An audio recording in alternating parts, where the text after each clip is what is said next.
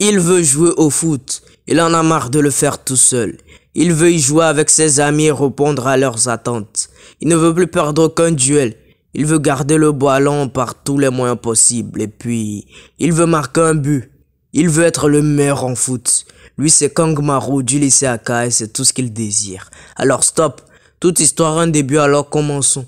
Quand il était petit, notre protagoniste a vu un documentaire sur le foot. Bien sûr, lui, il voulait regarder un dessin animé, mais la télévision était réservée uniquement à son père. Heureusement, le documentaire qu'il a vu contre sa volonté l'a complètement conquis.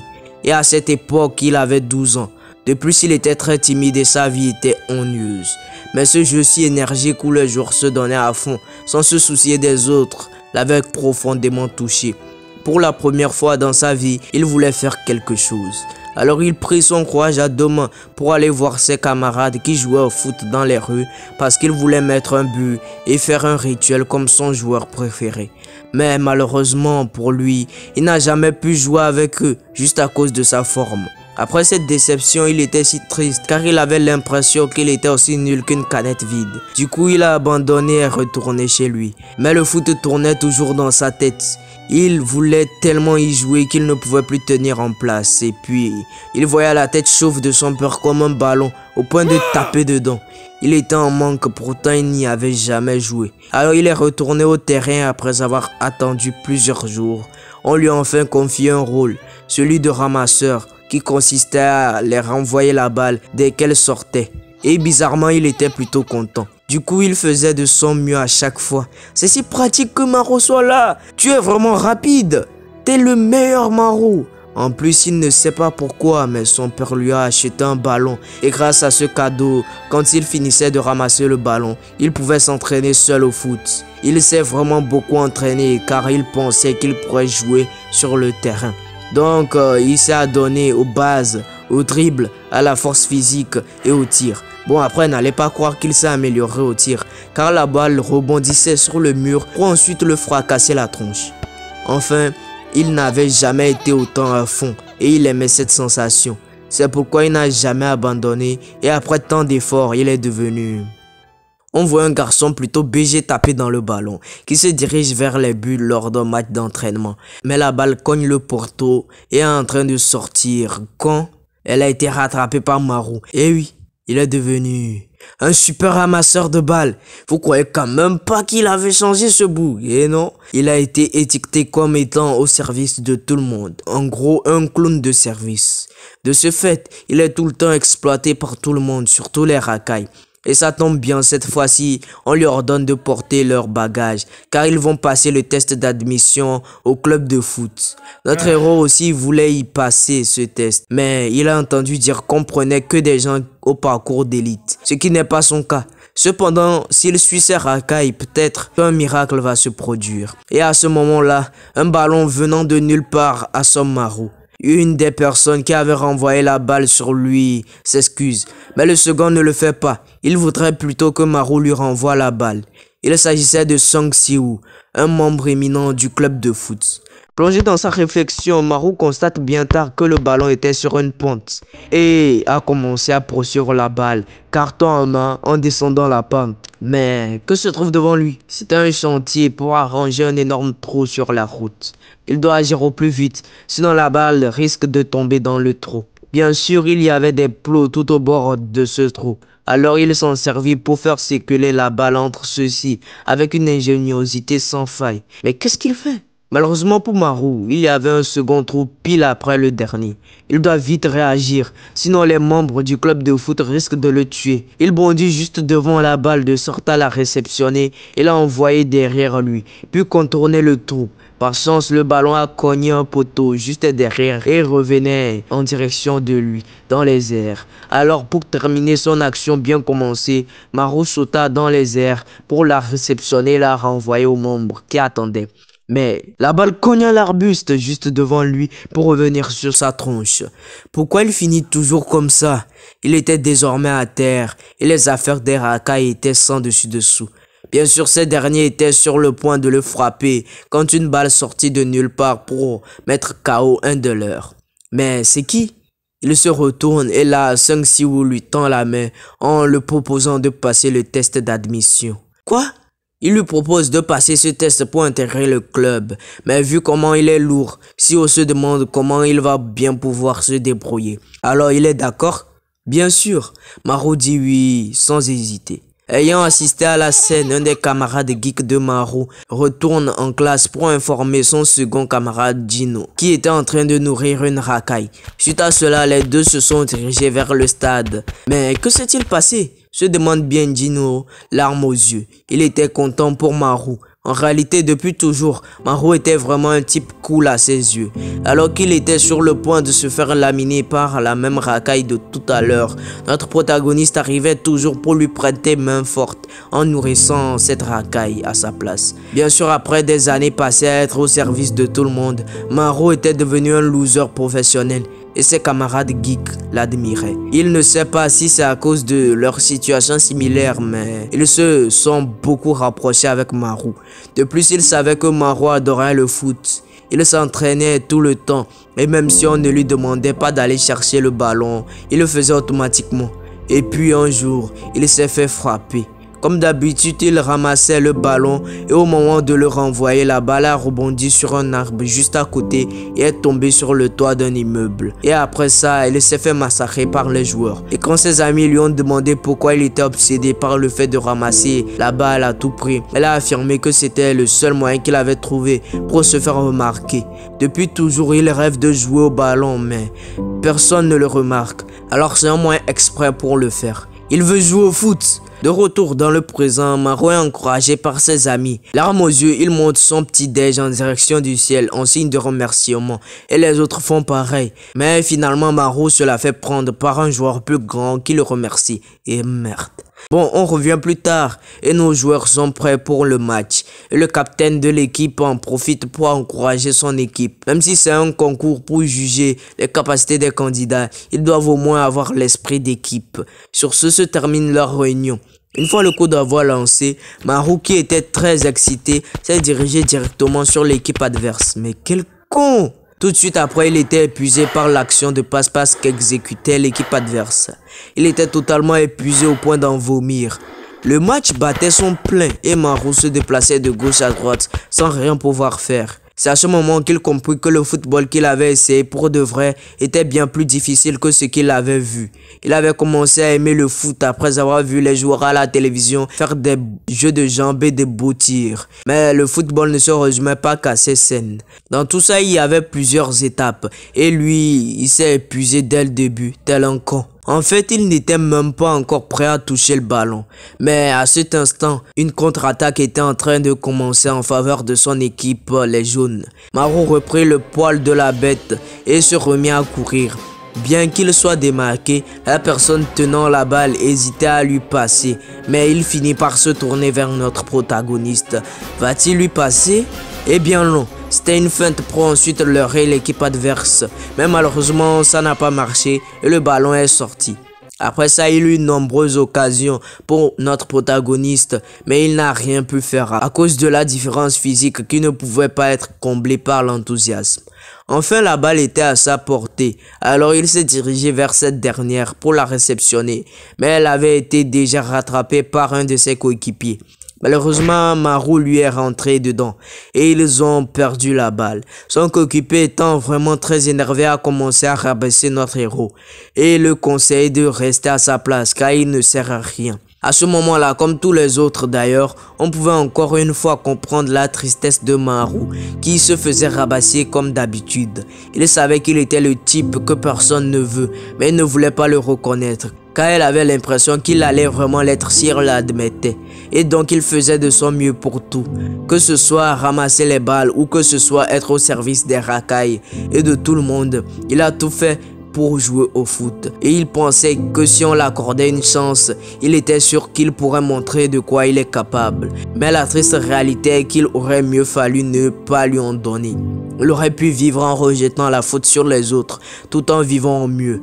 Pourquoi il a tant voulu faire l'impossible? Pourquoi il a tant poursuivi un rêve inaccessible à sa corpulence? Mais pourquoi? Plongé dans sa réflexion, Maru est interrompu par ses camarades qui l'encouragent de toutes leurs forces. Bien sûr, la balle était sur le point de sortir, mais c'était sa spécialité de rattraper les balles avant qu'elles ne sortent. Soudain, il a un flashback du passé. Quand il rattrapait la balle à chaque fois avant qu'elle ne sorte, les joueurs se demandaient toujours comment il faisait aussi vite pour la rattraper à chaque fois. En réalité, il n'était pas rapide, juste qu'il partait avant que la balle ne soit même tirée pour l'arrêter. De retour dans le présent, ses amis lui disent de courir. À ce moment-là, Maru reprit ses esprits. Respire un bon coup en courant. La balle était sur le point de sortir quand notre héros la rattrape pile sur la ligne. Déjà qu'il venait de prendre la balle, il partait en direction des buts. Il se faisait déjà rattraper par 2 défenseurs adverses. Alors un choix se posait à lui. Il réfléchit et décide de tout simplement tirer le ballon devant. Dans les tribunes, Siwa est étonné car Maru a dû voir l'arrière latéral de son équipe arriver par derrière pour intercepter la balle. Néanmoins, ça ne suffit pas car les défenseurs étaient déjà sur ce dernier, laissant ainsi Maru démarquer. Heureusement, l'arrière latéral prit une bonne décision en renvoyant la balle à notre protagoniste. Ses amis lui disent de faire attention car il y a vraiment beaucoup de défenseurs dans sa zone. Cherchant ainsi un moyen de faire la passe sans se faire arrêter, Maru a commencé à regarder de gauche à droite rapidement. Ça, c'était sa technique, car étant un loser, il est constamment en danger en classe. Et un match de baseball avec les racailles peut commencer à tout moment, où ils peuvent avoir faim à tout moment, ou encore le harceler. Donc pour survivre, il doit toujours être très attentif à l'humeur des racailles pour ne pas se faire remarquer. Ainsi, Maru peut tourner la tête jusqu'à 24 fois par seconde, et les personnes normales ne peuvent même pas le voir. Ça, c'était sa routine d'observer et d'analyser l'ennemi. Enfin, c'est pour ça que lui, Maru, peut voir l'invisible. Et donc, tellement Maru était perspicace qu'il laissa la balle continuer sa course, passant entre ses jambes et entre les défenseurs. Toujours dans les tribunes, on a Siwa qui ne cesse d'être étonné par notre protagoniste. Finalement, le ballon termina sa course dans les pieds d'un joueur de l'équipe de Maru. Celui-ci se demande si notre héros l'aurait vu. Enfin bref, tous les défenseurs se sont rués sur ce dernier, laissant encore une fois notre protagoniste démarquer. C'était sa chance et le joueur lui fait la passe qu'il intercepte. Maru était désormais en 1 contre 1 avec le gardien. Ça sera la plus grande action qu'il fera depuis le début de son rêve. Notre protagoniste est sur le point de craquer tellement la pression est énorme, au point de ne plus voir la cage de but. Finalement, il essaya de se calmer en repensant à la fois où il a marqué un but pendant ses séances d'entraînement en solo. Il pense refaire ce même mouvement qu'il avait exécuté. Il prit position pour shooter. Tout le monde était nerveux, ses amis, même les recruteurs. Malheureusement, ce n'est pas le ballon qu'il tira, mais plutôt la terre. Chais! Ainsi, Maru trébuche et tombe, et le ballon est rattrapé tranquillement par le gardien. Putain, Non, je dois garder mon sang-froid devant les nouveaux, n'est-ce pas? Nah! Bon, en vrai, si on dit ça, mais... Que ce soit la passe qu'il ait faite après avoir identifié la position exacte de l'arrière latéral, sa manière d'ouvrir une voie de passe pour que le joueur qui a la balle ne soit pas isolé, ou que ce soit le fait de laisser passer la balle pour mettre la ligne de défense en désordre. Ces séquences étaient très intéressantes. Bon, après sa tentative ratée, la contre-attaque de l'équipe orange a commencé. Et grâce aux performances d'anciens élèves d'un collège appelé Pengnyam, soit King Dong-yoon et Woon Jung-wam, qui ont marqué plusieurs buts. Et à 5 minutes de la fin, l'équipe orange menait l'équipe de Maru, soit l'équipe jaune, de 3-0. Dans les tribunes, encore, il semblerait qu'il manque un certain joueur. Et à ce moment-là, un type arrive sur le terrain avec sa trottinette. Il semblerait que ce soit ce joueur qui l'attendait. Il vient passer devant eux, garde sa trottinette, remet son téléphone à un des recruteurs et demande à ce qu'on l'intègre dans l'équipe perdante. Ce type est en réalité le meilleur buteur de la ligue intercollège. Il s'appelle Yang Sung-gu et il compte renverser le match avant la fin des 5 minutes. Après une sortie, on décide de remplacer Maru avec ce dernier. Heureusement pour notre héros, un des joueurs de son équipe s'est tordu la cheville. Du coup, il va pouvoir rester. Maru n'en revient pas. il va pouvoir rester. Et là, tout le monde est un peu surpris du fait que Yang entraîne Maru sur le terrain avec lui en disant qu'il n'avait plus beaucoup de temps pour marquer 4 buts. Bien sûr, ce dernier ordonna de façon arrogante aux autres de lui faire la passe dès qu'ils en ont l'occasion. Dès que le coup d'envoi est lancé, le gardien adverse renvoie directement la balle en profondeur qui est interceptée par les jaunes. Le joueur ayant la balle se souvient des mots de Yang et puisque ce dernier est juste devant et encerclé par les défenseurs, il verra comment il compte se débrouiller. Ainsi, il lui envoie la balle en lui disant que s'il la perd, il compte bien se moquer de lui. Dès que Yang reçut la balle, normalement, c'est difficile pour un attaquant de se retourner lorsqu'il a la balle car il ne sait pas comment est positionné le défenseur derrière. Du coup, il risque de se faire prendre la balle. Mais pour Yang, ce n'est qu'un jeu d'enfant. De ce fait, il usa d'une feinte pour se démarquer du premier défenseur. Ensuite, il esquive le deuxième puis le troisième avec une ingéniosité sans faille. Si on conclut que ce mec ne pourra plus perdre le ballon. Maintenant, en face du dernier défenseur, Yang utilisa encore une de ses ruses pour feinter ce dernier et reprendre la balle dans sa course. Maintenant, nez à nez avec le gardien, il lobe juste et marque le premier but de l'équipe jaune. Après ça, Yang n'a cessé de marquer des buts et il était désormais à égalité avec les oranges. Il ne restait plus que 42 secondes et donc pour le stopper, l'équipe orange a garé un bus. Le bus, c'est une expression métaphorique en football qui signifie que les défenseurs sont placés en 2 lignes devant la cage. C'est une technique de défense extrême. De plus, 3 défenseurs ont marqué Yang qui est en possession de la balle. Que faire à présent? Il s'était déjà vanté qu'il allait marquer 4 buts. Pour l'instant, il doit trouver un moyen de marquer son dernier but. Alors qu'un des défenseurs était parti marquer Maru, ses camarades lui ont dit de revenir marquer Yang. Que faire? Il constate que les autres sont épuisés et perdus. Il pense pouvoir marquer, alors il feinte les défenseurs et s'apprête à tirer. Pourtant, il ne vise pas les buts, mais plutôt un poteau. Et ce poteau, c'était Maru. Vu que ce dernier était debout comme un poteau, Yang s'en est servi pour tirer en pleine tronche. Ainsi, la balle a rebondi sur sa tronche pour directement rentrer dans les filets. Tout le monde était stupéfait par le fait que Maru ait marqué un but. Sur cette dernière action, le match prit fin. Le score était de 4-3 et c'était l'équipe de notre héros, enfin l'équipe jaune qui gagna le match. Un peu plus tard, tous les joueurs sont rassemblés pour recevoir la liste des admis et c'est Sio qui est en charge de les appeler. Du coup, on a le défenseur droit Eo Dong-chi, défenseur gauche Yang Yang-sung, défenseur central Choi Dong-hoon, buteur Kim Dong-yoon, milieu récupérateur Woo Jung-won, gardien de but Wang Ki-sung, défenseur central Lee Kyung-do, attaquant Kwon Oh-jun, avant-centre Jin Sung-nyam, attaquant Yang Sung-go et enfin Kang Maru, notre protagoniste, qui a été pris. Voici tous les admis et Sio les invite à amener leur papier d'inscription à la salle d'entraînement. Autour de Maru, on sent une tension. Un des éliminés, Kang Min-chul, a le seum que notre protagoniste soit pris. Contrairement à ses camarades losers qui en sont si fiers au point de le porter pour le féliciter. Enfin, à l'école, le professeur de la classe de Maru, Namaksem, clôt son cours et insiste notre protagoniste à venir le voir de suite. Plus tard dans le bureau du professeur, celui-ci lui demande s'il veut jouer au foot. Eh bien oui. Alors il ordonne à Maru de se coucher au sol battant en main. Mais pourquoi? Il ne pense quand même pas jouer au foot avec cette corpulence pareille. Après une très grande discussion avec le prof, celui-ci en conclut que notre héros ne devrait pas penser au foot. Mais ce dernier ne veut pas, il jouera à tout prix au foot. Il sort du bureau et se rue vers son club de football, car c'est son destin d'y jouer et personne ne pourra l'en empêcher. Mais à sa grande surprise, Sio l'annonce qu'il ne pourra plus s'inscrire. Il est donc éliminé, car les autres joueurs se sont opposés à sa décision d'intégrer Maru. Tout en s'éloignant, il s'excuse et Maru est dévasté. Enfin, quelque part dans les rues, on a un Maru dévasté. Un Maru qui ne croit plus en lui. Il pense que personne ne croit en lui. Ben, il est capable de faire mieux. Pourquoi personne ne croit en lui? Et là, il recroise Sio. Celui-ci lui donne 1 mois pour faire un régime.